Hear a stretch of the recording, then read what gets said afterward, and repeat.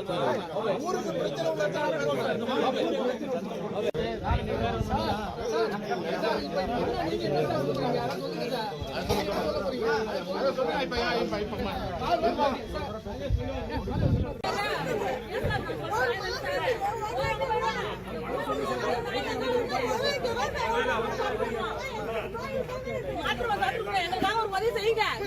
என்ன நடக்கும் தெரியாது.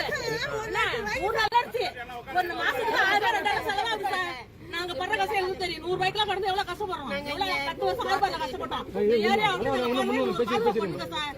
எவ்வளவு மாத்திரை வந்து சாப்பிட்டு இருக்கோம். நல்ல மாத்திரை காட்டுங்க.